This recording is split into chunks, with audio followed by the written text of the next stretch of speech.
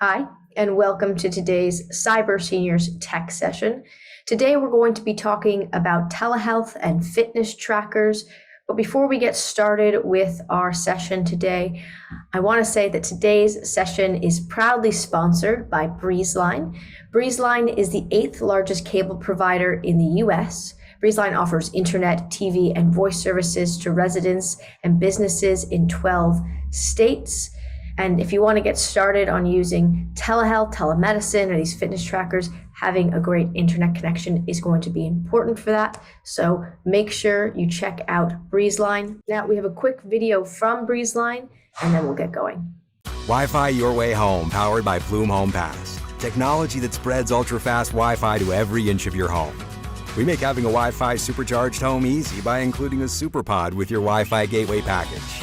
Learn more at breezeline.com. And if you want to learn more about what Breezeline has to offer, you can visit them online at www.breezeline.com. All right, let's jump in. So telehealth and fitness devices. So in this presentation, we are going to be talking about what telehealth is exactly, how you can schedule a telehealth visit and different service providers for that. We're also going to be talking about different apps, health monitoring apps and all of that, as well as wearables and fitness trackers and devices. So to start off, let's define what telehealth or telemedicine, as I'll be referring to it here, is. So telemedicine is either a website or a web application that allows you to access medical services remotely. The American Academy of Family Physicians does define telemedicine as the practice of medicine using technology to deliver care at a distance. So this may look a couple of different ways. It may look like meeting with your doctor via video chat. It may look like talking with a chat in a chat kind of box or an instant messaging box with a healthcare provider or anything like that. So in short, telemedicine lets you see medical care professionals remotely via your devices. This can be your phone, tablet, or computer. You can see general physicians, nurses, dermatologists, therapists, psychiatrists, all through a website or app. So it really gives you a large breadth of access to medical care professionals. So in saying this, what are the pros of telemedicine? Why would we use it versus going in person to see a doctor? What are the purposes of it? So first of all, telemedicine is more convenient and allows accessible patient care. So even if you live in a remote location or far away from a specialist, that may be of help.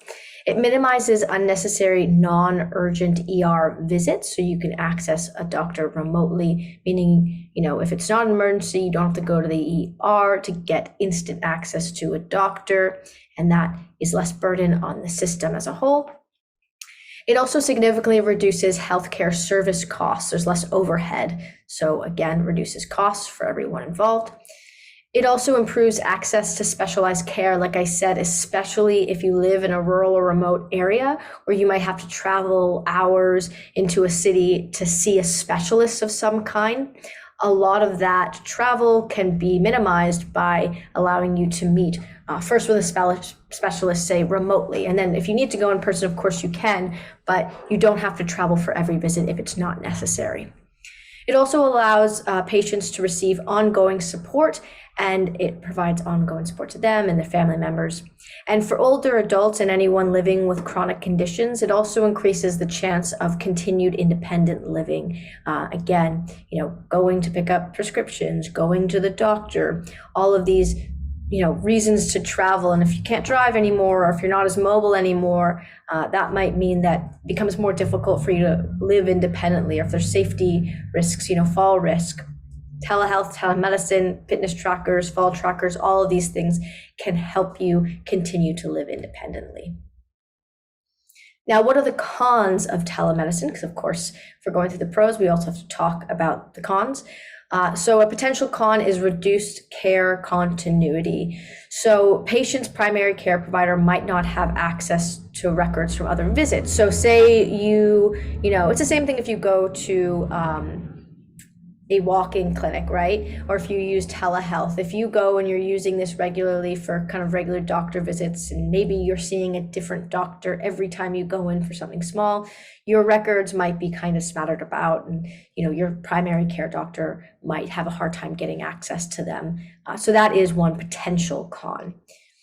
It is not suitable for all cases. That's a con, right? It's more suitable for minimal health cases, nothing too severe.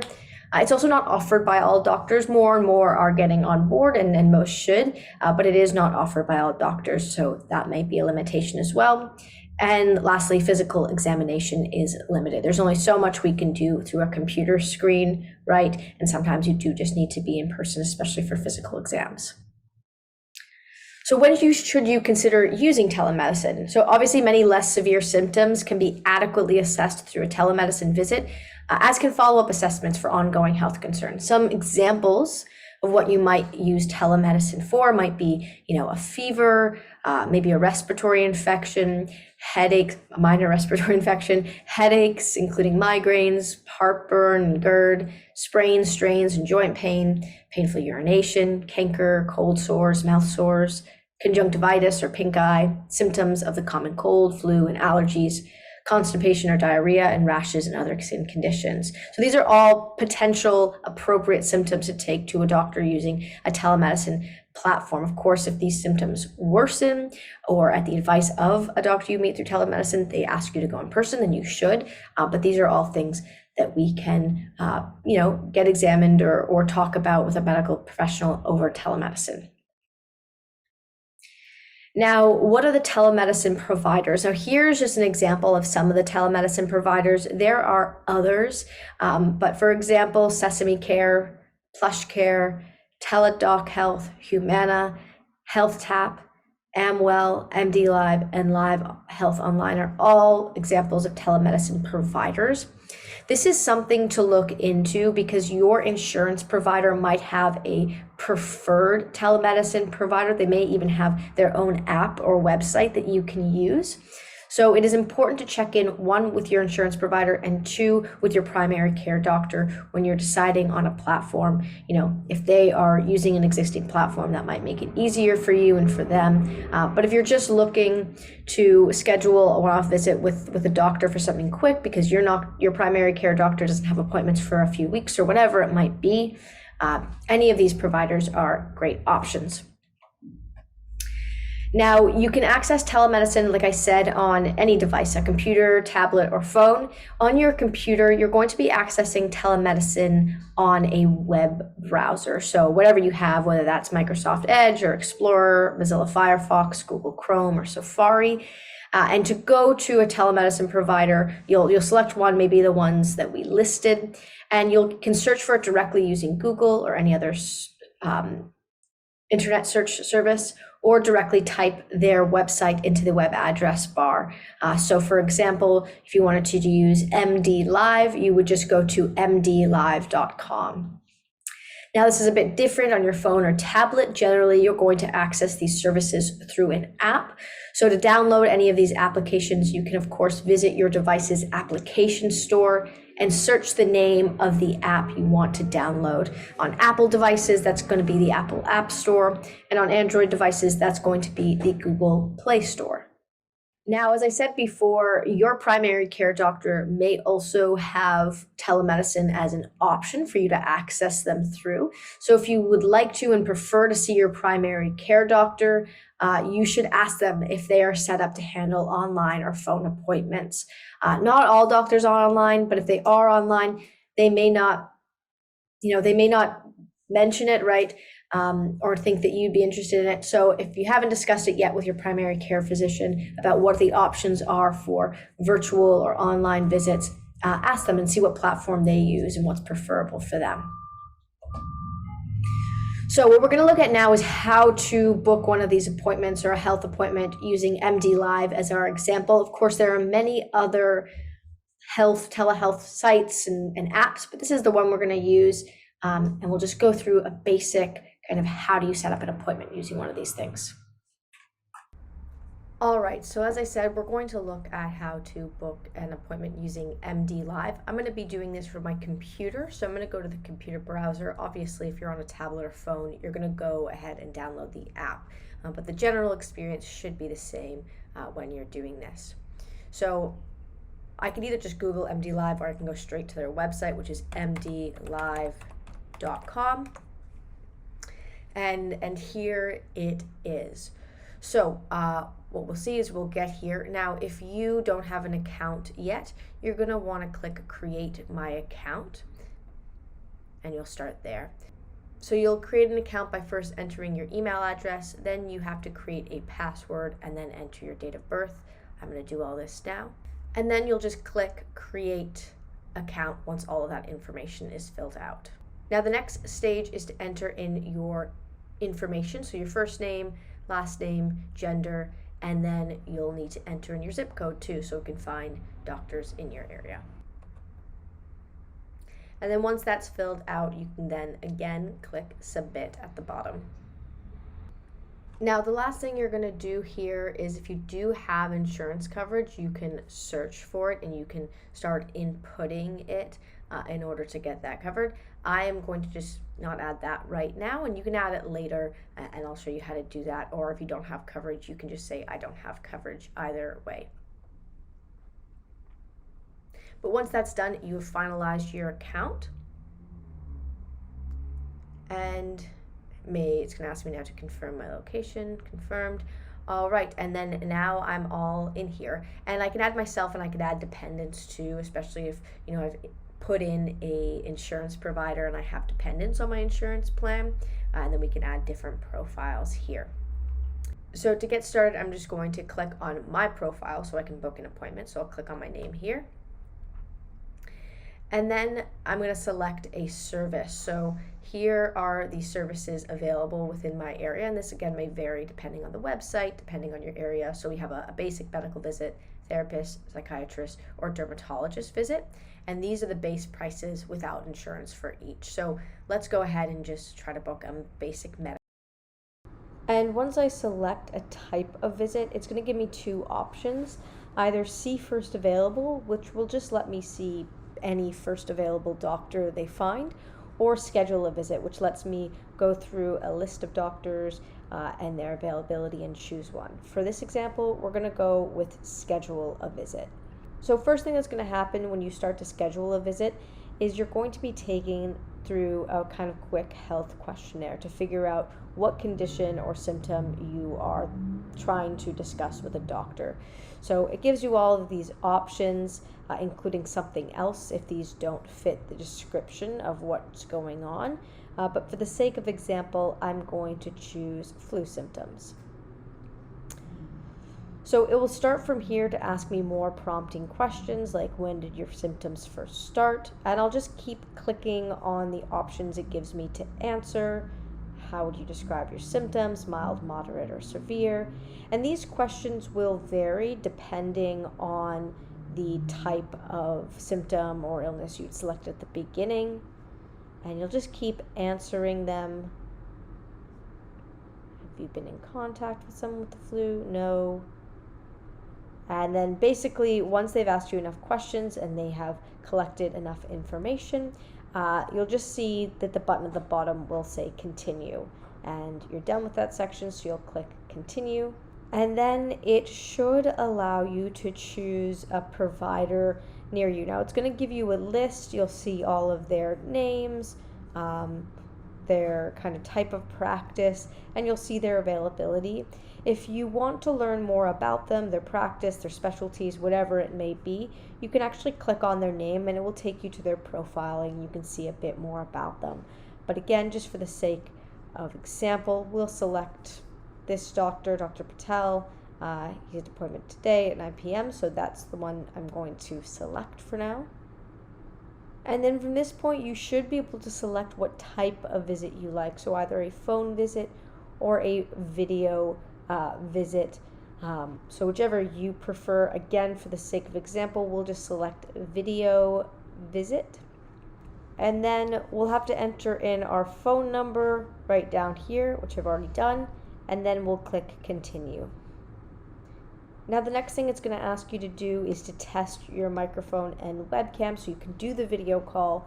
Now for me, it's requiring me to allow access to my microphone and camera, so I'm just going to click allow so I can make this function work. And then we should see my video coming up, and my volume and microphone are both working. So I can just scroll down to the bottom and say, click everything's working. And then it will take me to my visit summary, so I can go back over any of the details I provided, like contact, visit details, health profile, all of that. And we can see the payment breakdown for the cost. Now, if it previously added insurance, I would be able to apply it here, or if I have a coupon, I could apply it. But then the last thing I'll do is just click create appointment, and I should be good to go.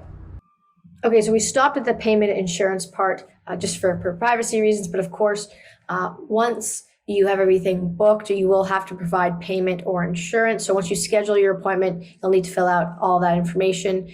Your cost will be recalculated for the appointment based on your coverage. So a regular care visit, might be, $80, and then you may have a reduction on that based on your insurance. So it just depends. Additionally, after you have gone through this process, your information will be stored in the system generally. So if you have insurance coverage and you put in, that insurance information, if you have an account, it will be saved onto your account, so you don't have to go through this process every time of giving that information. But that's basically how you schedule it, and you should now be scheduled for your appointment.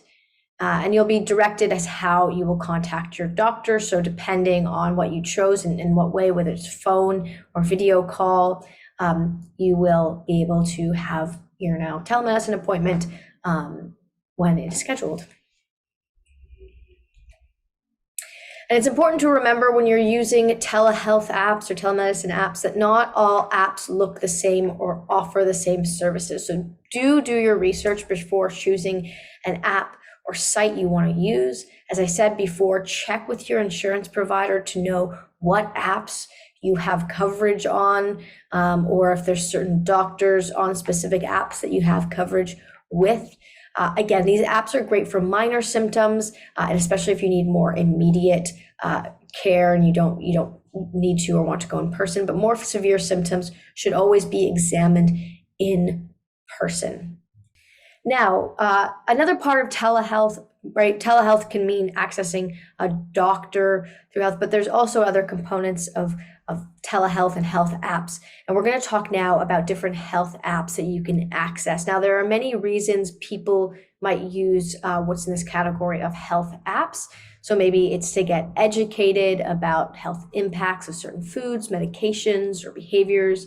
You can use these apps to track the consistency of health routines, to set and track health goals, and also to motivate oneself to form healthier, more steady habits. So health apps really allow us to take, health into our own hands, understand it better, get a better sense of where we're at, set goals, and keep track of things. So what kind of health apps are available? So there's thousands of apps directed at health out there. Health apps can help you manage things like your nutrition, your sleep, your fitness, exercise, your stress and anxiety, medication. All right, so starting off, nutrition apps. So research actually shows that nutrition apps and websites actually can effectively improve nutrition habits in adults with chronic diseases. So they can actually be used as a really helpful health tool. They can also be beneficial for achieving health goals, from managing food tolerance to increasing energy to gaining or losing weight. And they can also help you learn more about the different nutritional values of foods and meals. They give you a lot of information on specific ingredients and recipes and all that. They also allow you a lot of the time to generate personalized meal plans, grocery lists, and more. So not only do they help you with your eating habits, they can actually help you plan out the meals and the grocery list that will lead to you reaching those health goals. Now, our pick for a great nutrition app to use is Fujicate. So Fujicate is a great app, again, also just for informing you about the nutritional value of food. So Fujicate will allow you to track your food intake as well as exercise on the app. It also can track the quality of food and grades food based off nutritional value, A, B, C, or D. So you can figure out how to balance that. So if a food grade is low, it might give you a suggestion for a similar but healthier food to switch out for that specific ingredient. It also offers free health and diet tips from nutrition professionals, and it lets you find and save healthy recipes from the community. So not only can you figure out about specific ingredients and learn about them, you can also find recipes that incorporate those ingredients. So it's a great option for a nutrition app. Now we'll introduce other apps at the end too, but for each of these categories, we're going to introduce about one app. And to go back, Fujicate also exists as a website. So again, you can download it on a phone or tablet or visit them online. Now, sleeping apps. So sleeping apps can help you get the amount of sleep necessary for your own body and wake up feeling refreshed. They'll help you discover and reduce factors in your life that contribute to lack of sleep, and it will help educate you on proper sleep cycles. So for this app, we suggest the app Sleep Cycle. So the Sleep Cycle app uses your microphone to track your sleep cycles and patterns with accuracy. So basically it listens when you're moving around and your breathing patterns to see what cycle of sleep you're in. And then it uses track data to wake you up at the perfect moment in your sleep schedule. So after analyzing your sleep for a few days, it can work to set your alarm at a time that perfectly aligns with your lightest sleeping cycle, so you're not waking up super groggy and out of it. It also gives you suggestions on what times to sleep and wake based on that track data. And it gives you tips and educational information on how to sleep better, things to avoid at night doing so that you can sleep better, stuff like that. Now, fitness apps are probably the largest category in terms of these health apps that we're going to talk about in terms of the amount of apps out there. So fitness apps are great for goal setting options that keep users motivated and inspired and encourage consistency and accountability. You can also find gamified fitness apps that help you engage and entertain and keep entertained. So basically, you set a goal and, you have to hit this certain goal to get, this virtual medal for your achievement. So it can really help keep you motivated. And there are fitness apps for everyone, all ages and abilities and interests. So yoga apps, running apps, walking apps, biking apps, all sorts of things that you can do that might line up with your specific activity you enjoy. And the apps can also help you plan your fitness routine around your schedule and goals. So we have two apps as an examples here. So first, Map My Walk. This is an app by Under Armour. They also have Map My Run and Map My Bike. So if you prefer those other ones, they are very similar setup. Basically, Map My Walk, as well as Map My Run and Map My Bike, allow you to track and map your walking exercise. And it also allows you to create and save walking routes and discover routes from other people using the apps.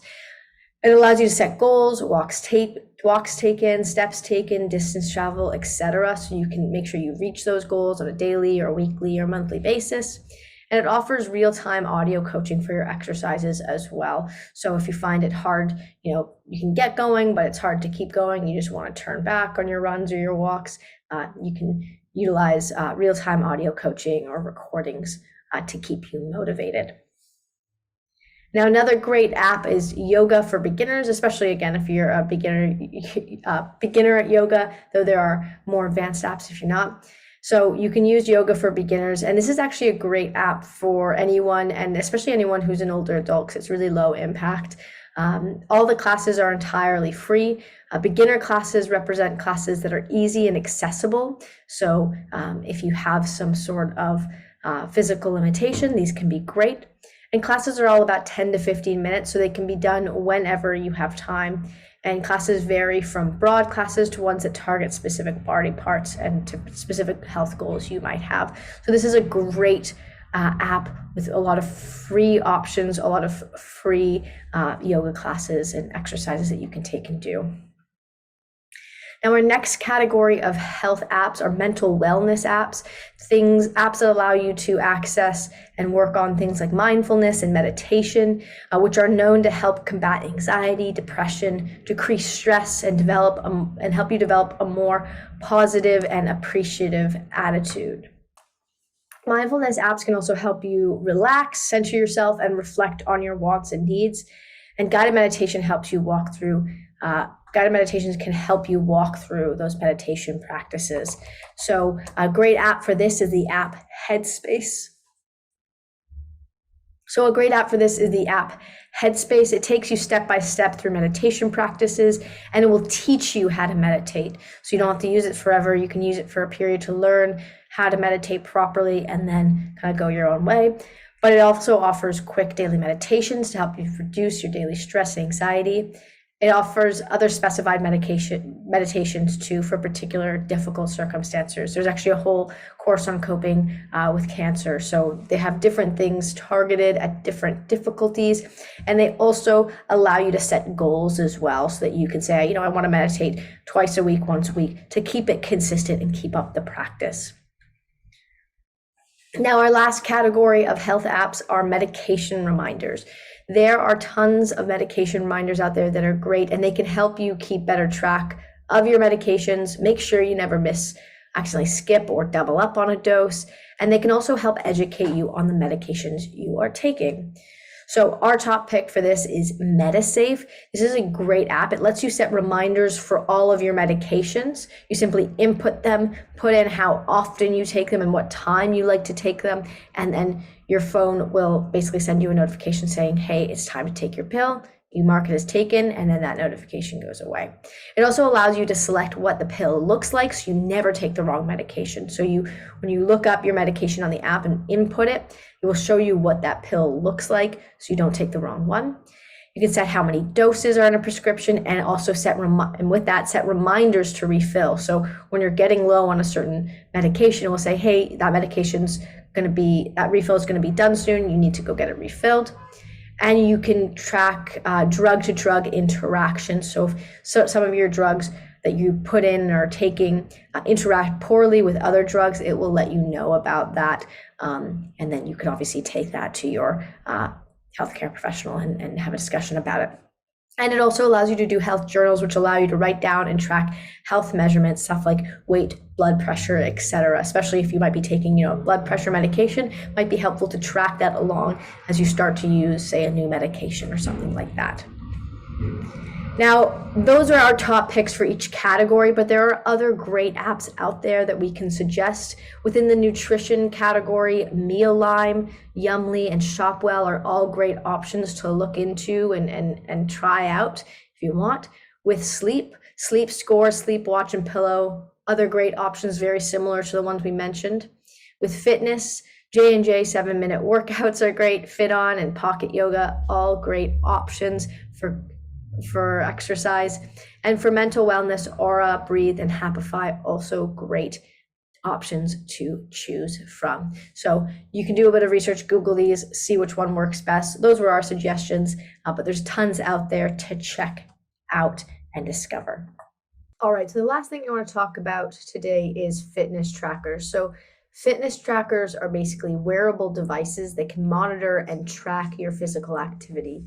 They can do things like measure your steps, your calorie intake and burn, the distance you've traveled. Some even have things like built-in heart rate monitors.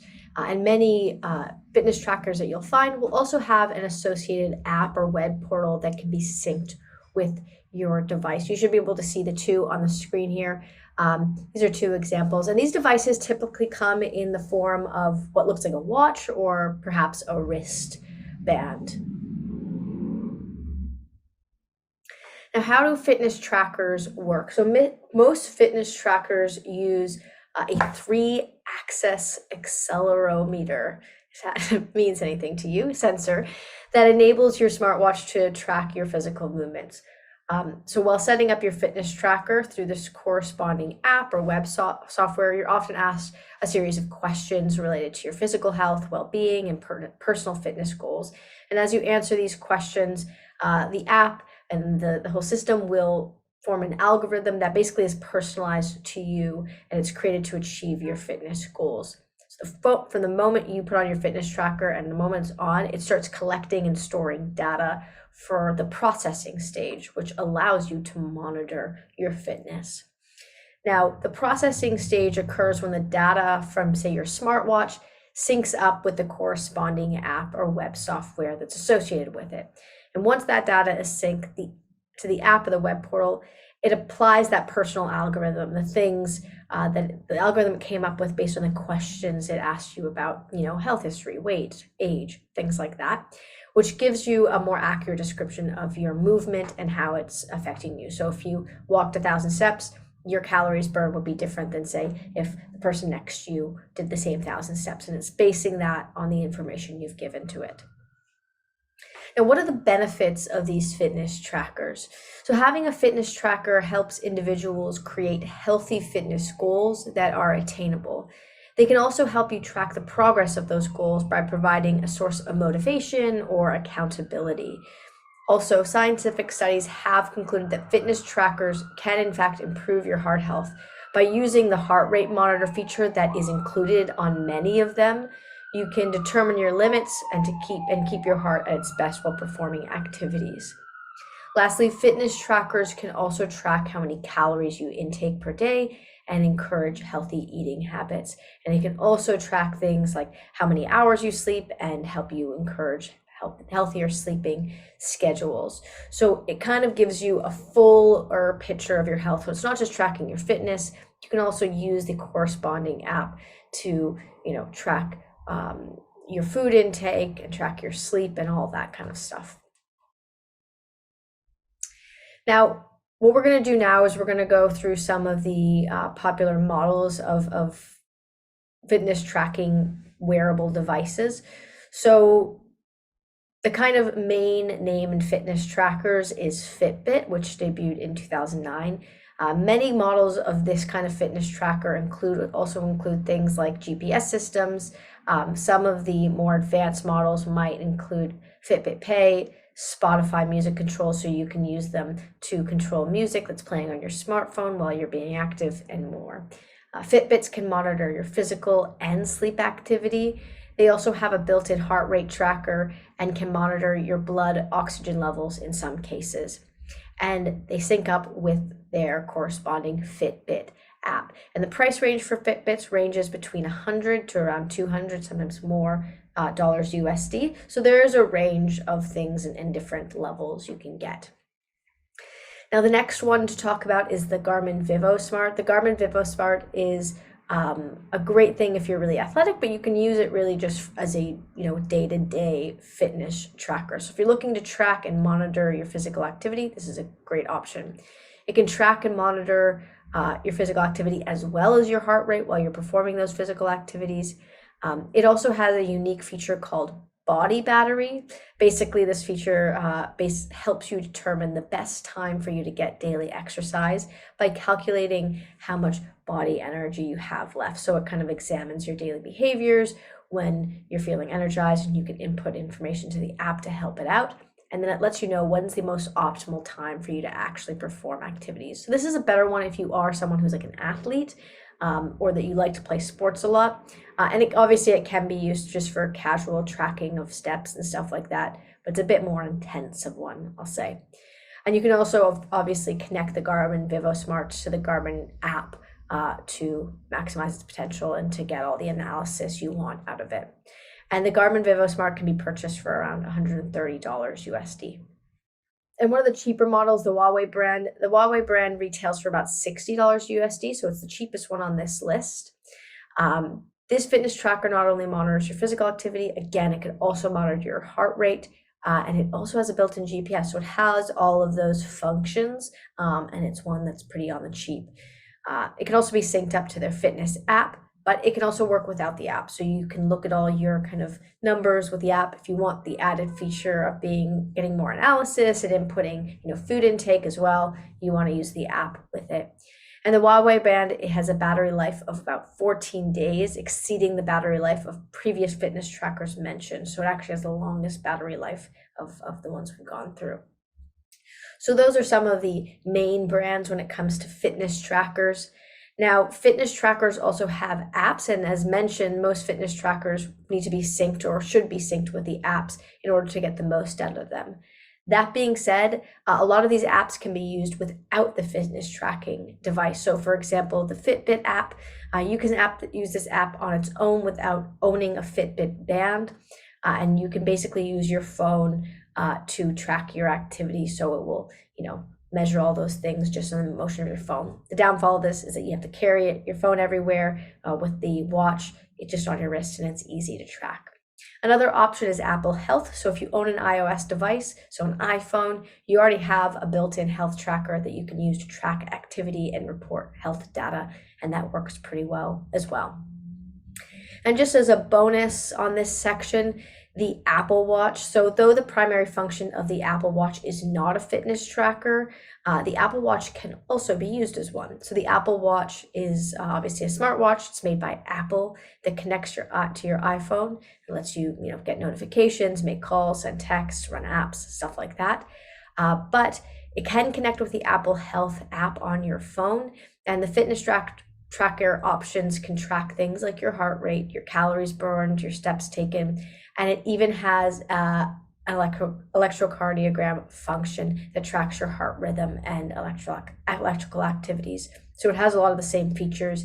And to boot, it also has built-in fall detection too. So for older adults, this is a great option because it's kind of a catch-all of being able to stay connected while also having those health monitoring features and then a fall detection feature. And these obviously are more expensive. They can range anywhere from about $260 to in the $500 to $600 range. Again, this depends on the age of them. You can get older models for much cheaper than the newer models.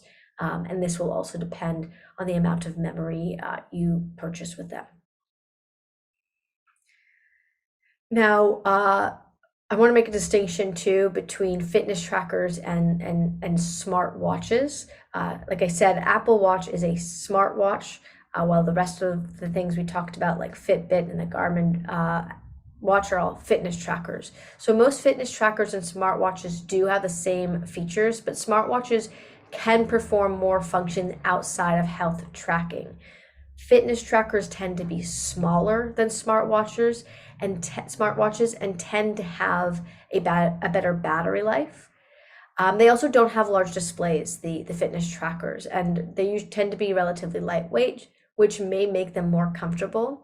And fitness trackers are also often much cheaper than smartwatches. So if you're just looking to track your fitness, then a fitness tracker is the way to go. But if you want more features and you want a smartwatch, then something like the Apple Watch or any of those other smartwatches are great options.